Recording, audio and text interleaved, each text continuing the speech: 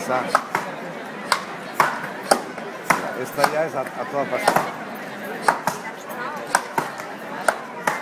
No, los dos.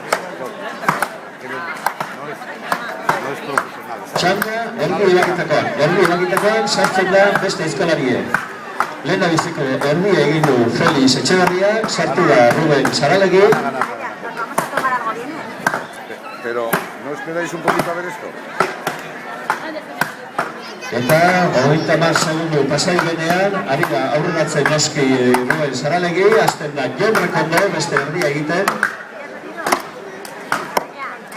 Eta, bukatu du Ruben Saralegi, 42 segundotan.